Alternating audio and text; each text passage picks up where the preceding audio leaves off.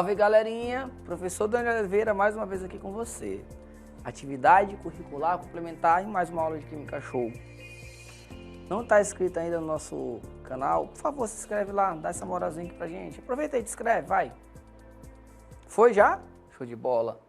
Comigo também nesse vídeo, meu grande amigo Tyron, marcando presença aí, dividindo mais uma vez esse palco comigo. Tá certo? Deixando a comunidade surda aí por dentro de toda a química que rola aí na cidade. E nos bastidores, a gente também não pode deixar de elogiar meu grande amigo Leandro, que está fazendo essa gravação top aí para todos vocês. E vamos começar, né? Vamos começar? Termoquímica. O que você precisa conhecer? Você precisa conhecer os processos termoquímicos. Existe um processo que a gente classifica ele como endotérmico, ok? E existe um outro processo que a gente vai classificar ele como exotérmico. Tá, Daniel, mas o que vai definir se ele é endo ou se ele é exo? Ah, o que acontece, por exemplo, com a tua energia. Dependendo do que vai acontecer com a sua energia, você tem um processo endo ou exo. Já fez endoscopia alguma vez? Tem aquele tubo que colocam dentro na gente, não tem assim? Então, o termo endo significa absorve para dentro. Então, toda vez que você absorve energia, você tem um processo endotérmico. Diferente do processo exo. Não tem na biologia o exoesqueleto, esqueleto externo? Então, você no processo exotérmico, você não absorve, você já libera energia. Não esquece isso não. O bacana é que quando você está diante de um processo endotérmico, você tem uma sensação de frio. Já percebeu quando o álcool cai na tua pele e tu sente frio? É porque na hora que o álcool entra em contato com o teu corpo, ele absorve o calor do teu corpo e evapora. E esse processo de evaporação é endotérmico. Tá certo? Por isso que tu tem essa sensação de frio. Esqueça não. Eu não sei se já aconteceu com você, às vezes você está com uma febre alta e a pessoa chega e diz assim, vai lá tomar um banho. Então é comum se orientar que a pessoa tome um banho quando está com uma febre alta. Por quê? Porque no momento que aquela água entra em contato com o teu corpo, que está numa temperatura elevada, ela absorve calor para poder evaporar. Isso tende a baixar a tua temperatura corporal. Já no processo exotérmico, você tem uma sensação de aquecimento. Porque se você pegar uma folha de papel e tocar fogo na sua frente e aproximar de você, você tem uma sensação de aquecimento. Tá certo? Por quê? Porque você está liberando calor. Então, quando você libera calor e eu estou aqui no ambiente, eu sinto esse calor que você está liberando. Então, o processo exotérmico, você tem uma sensação de aquecimento. Já um processo endotérmico tem uma sensação de esfriamento. Show, né? Você também pode definir se você é um processo endo ou exo só olhando para o seu ΔH. Eu não entendi não. Funciona assim. ΔH é a variação de entalpia. Entalpia do produto, entalpia do reagente. Tá? Entalpia do produto menos entalpia do reagente. E aí você vai ter a seguinte situação. Aqui eu tenho o reagente, aqui eu tenho o produto. Eu quero que você pense assim, vai ficar mais fácil para você. O reagente é o começo, é o início da reação. Então, todas as vezes, você sempre parte do reagente. Você sempre parte do reagente. E vai em direção ao produto, tá certo? Então, vamos lá. Quando você vai do reagente para o produto, você vai absorvendo energia, não é assim? Esse processo endotérmico. Isso aqui não é o começo, isso aqui é o início, lembra? Isso aqui é o final, lembra? Se eu estou absorvendo, no final eu tenho mais. Então, quando eu faço uma variação de entalpia que é produto menos reagente, eu faço um valor maior, concorda? Menos um valor menor. E quando eu fizer essa conta, vai dar positivo. Vai dar positivo. Então, o ΔH para o sinal de mais caracteriza um processo endotérmico.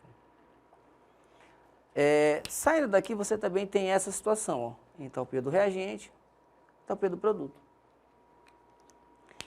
Lembra que isso aqui é o começo.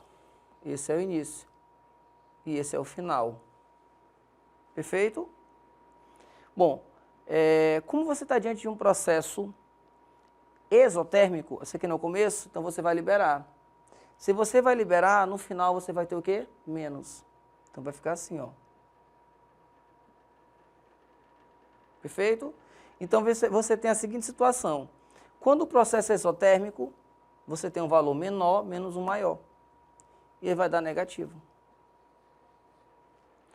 Tu pode pensar como se fosse um saldo, por exemplo. Eu parto do começo. Se eu absorvo é como se eu estivesse ganhando, no final eu tenho mais. Então meu saldo é positivo. Se for exotérmico, é como se eu estivesse perdendo, no final eu tenho menos. Então meu saldo ele é negativo. Fica mais fácil para você assim. Uma coisa muito importante é que os sinais não devem ser lidos. Você nunca vai ler mais 30. Não leia assim. Não é para ser lido assim. ΔH é igual a menos 30. Não é para ser lido assim.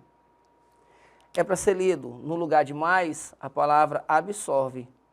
No lugar de menos, você vai ler libera.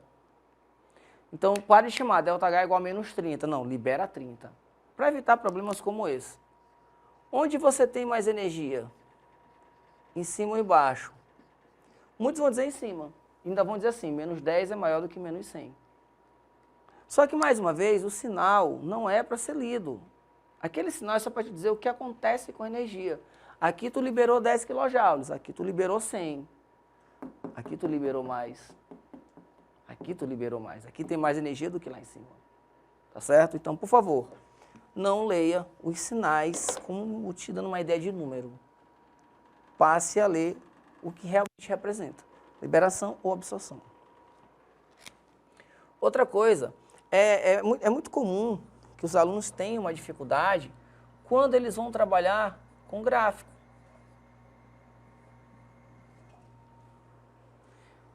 Gráfico para o processo endotérmico, gráfico para o processo exotérmico. Meu cameraman, se eu colocar aqui, dá certinho? Sim ou não? Sim. Vou puxar para cá, diz de novo para mim, sim ou não? Até aí no máximo. Até aqui no máximo. Esse câmera é muito top, meu irmão. Trazendo para cá. Aqui eu tenho nosso outro gráfico. Então eu vou até fazer assim, vou até puxar um pouquinho. Jogar para cá. Pronto. Tirar aquela palavrinha ali, gráfico. Fica melhor assim, né, Leandro? Show, gente, show. Essa galera aqui do estúdio sempre dando um show. Olha aí, ó. Preste atenção. Qual é o seu maior erro dentro do gráfico? Ficar querendo memorizar alguma coisa e não ter a análise adequada como você deveria. E como que é feito isso? Sempre vai atrás da energia do começo. Está aqui a energia do começo. Ó. Agora eu quero que você olhe para o final. O final tem mais ou menos energia? Pai Daniel, tem mais. Ah, então tu absorveu. Esse gráfico é para um processo endotérmico. O que tem dentro para colorir, para identificar o gráfico? Não precisa. Pela lateral que você já identificou. Uma coisa muito importante, esse intervalo é o meu ΔH e ele é positivo. Tranquilo? Perfeito, né? Traz para cá. Entalpia do reagente. Entalpia do produto. Cadê a energia do começo? Está bem aqui, ó. No final tenho mais ou menos. Rapaz, no final tenho menos. Então, se no final tenho menos, eu vou estar liberando. Então, olha só, olha só. Está aqui a energia do começo, está aqui a energia do final. Tá? Energia do começo, energia do final. Esse intervalo bem aqui é o meu ΔH. E ele é negativo. Perfeito, gente? Ó, lembra, aqui está o começo. No final tem mais ou menos. Eu tenho menos. Então tu perdeu. Exotérmico. Exotérmico. Beleza? Outra coisa muito importante. Eu preciso que nas mudanças de estado você também relacione com os processos endo-exo. Tá? Deixa eu até aumentar um pouquinho aqui. Esse espaço dá. Então aqui eu tenho estado sólido, líquido, gasoso. Aqui você vai do sólido para o líquido. Ah, isso aqui é uma fusão. processo endotérmico. Para um gelo derreter, ele precisa absorver calor. Então, ele absorve calor para derreter. É um processo endotérmico. Líquido para o gasoso é uma vaporização. Vaporização.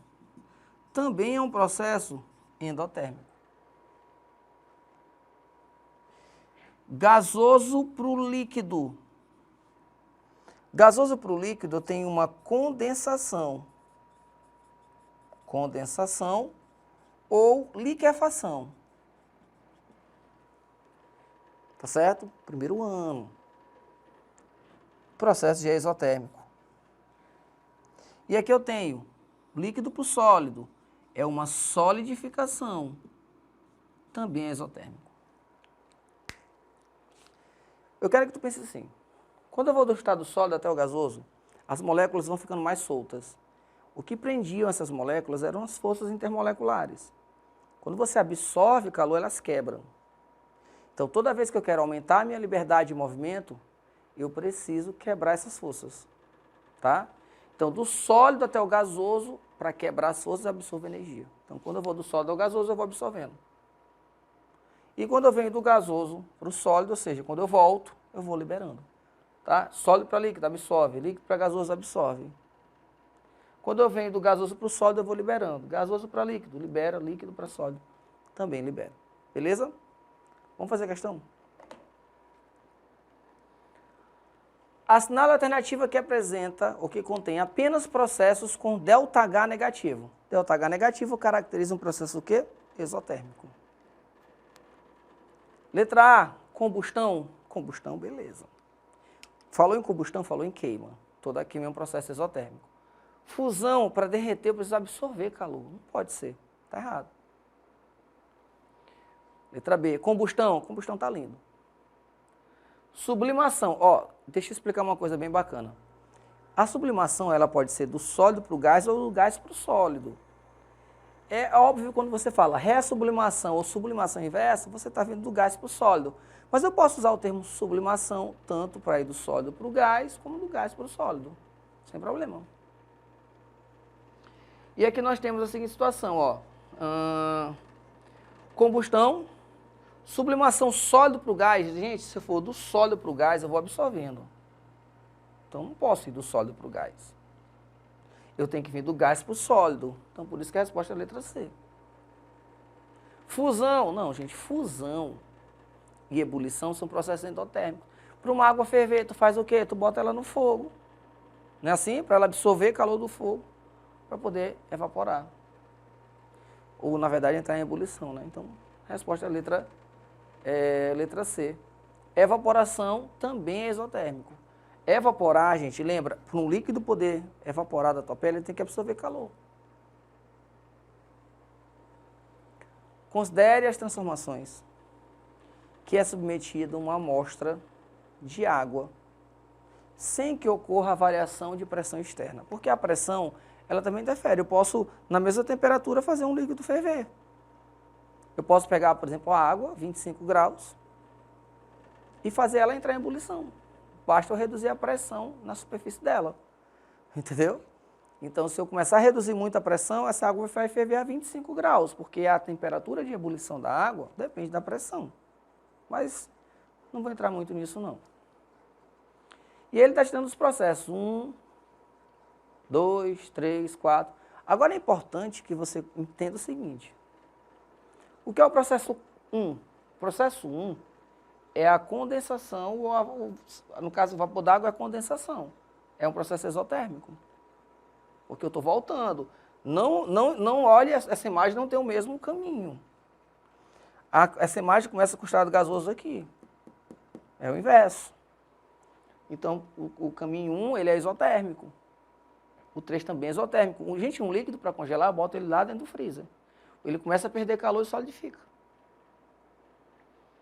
4, o processo 4, gelo para água líquida, é um processo endotérmico, está derretendo. E a água líquida para vapor também é um processo endotérmico, mudando de estado, tá? As transformações 3 e 4 são exotérmicas? 3 é exotérmica? É.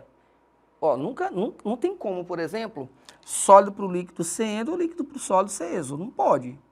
Se um caminho é endo, o inverso é exo. Então, se tiver assim, ó, 3, 4, os dois são endo, os dois são exo, está errado. Então, 3 e 4 são isotérmicos? Não pode. 1 e 3 é endo? Não, 1 e 3 é exo. 1 e 3 é exo. Te mostrei ainda agora. A quantidade de energia absorvida em 3 é igual à quantidade liberada em 4? A quantidade absorvida em 3, ele não foi absorvida. 3 foi liberada. A quantidade de energia liberada em 1 é igual à quantidade de energia liberada em 3? A quantidade de energia liberada em 1 não, o estado não é o mesmo. A quantidade de energia liberada em 1 é igual à quantidade de energia absorvida, ó, absorvida em 2. Tá certo? Faltou ali. Aqui é, opa. A quantidade de energia liberada em 1 é igual à quantidade absorvida em 2. Faltou um 2zinho bem aqui. E essa é a resposta. Certinho, ó. A quantidade de energia liberada em 1 é igual à quantidade de energia absorvida em 2. A quantidade de energia liberada em 3 é igual à quantidade de energia absorvida em 4. Tá? Observe a equação química mostrada abaixo. Está aí uma equação bem bonitinha. E diz o seguinte, é correto afirmar que a reação... Gente, olha para esse ΔH. A questão está dizendo que tu está liberando 572 kJ. A questão está te mostrando aquilo ali. Essa quantidade de energia é liberada quando você queima 2 mols de hidrogênio ou quando você forma 2 mols de água. Tu pode analisar dos dois lados. Formou 2 mols de água, libera aquilo. Queimou 2 mols de hidrogênio, libera aquilo. Tá certo? É correto afirmar que a reação é... Eu já sei que ela é exotérmica. Já sei que ela é exotérmica. Então, a letra A pode ser, a letra B pode ser. C, D e E não podem ser. Tá? A letra A diz assim, liberando 572 kJ, bacana, libera, ó, o sinalzinho de menos, ó. Libera 572 kJ. Para a formação de 2 mols de água, tá certinho. Quando eu produzo 2 mols de água. É exotérmica? Sim. Liberando 286, ou seja, a metade disso aqui, por mol, não. Essa quantidade é a quantidade liberada por mol de oxigênio. Tá certo? Por mol de oxigênio. Então, não é 286, são os mesmos 572. Por isso que a resposta é a letra A.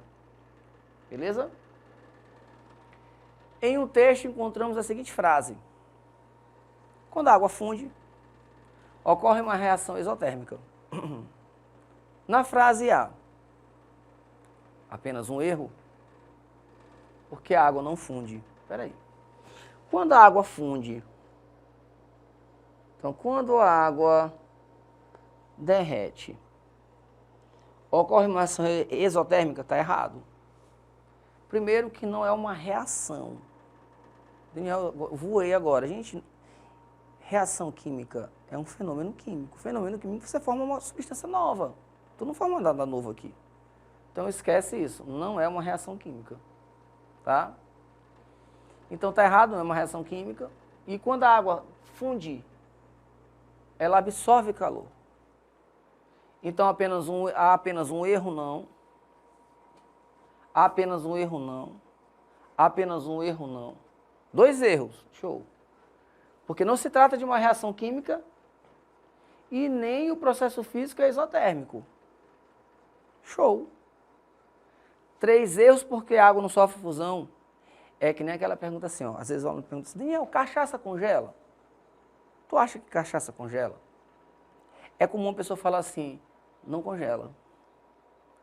Aí eu pergunto, por que não congela? Isso porque um dia desse tinha uma lá no freezer lá de casa que alguém deixou e não congelava. Claro que não congela no freezer da tua casa. Mas as substâncias apresentam seus pontos de fusão e seus pontos de ebulição. Então, aquela substância lá dentro, ela vai solidificar sim. Não na temperatura que tu tem na tua casa. Mas se tu pegar a cachaça e botar em nitrogênio líquido, gente, ela vai congelar. Então, tira da tua cabeça que ela não congela. A mesma coisa aqui. A água não sofre fusão? Claro que sofre. A água sofre sim, fusão sem problema nenhum. Tranquilo? Lembra que fusão é fazer a água derreter. É o famoso descongelar. Ao sair em um local aberto em dias quentes, sente-se uma sensação de frio. Esse fenômeno está relacionado com a evaporação da água, que no caso está em contato com o corpo humano. Essa sensação de frio explica-se corretamente pelo fato de evaporação da água. Gente, a evaporação é um processo endotérmico e retira calor do corpo. Absorve o calor do corpo para poder evaporar. Beleza? Mais uma vez, só me resta lhe desejar um bom estudo. Espero que você esteja entendendo tudo, tá certo? Não esquece de acessar os nossos planos de estudos para mais informações. Galerinha que está aqui comigo, podendo produzir toda essa aula fantástica. Um prazer poder dividir esse momento com vocês. Fique com Deus, um grande abraço e até a nossa próxima aula.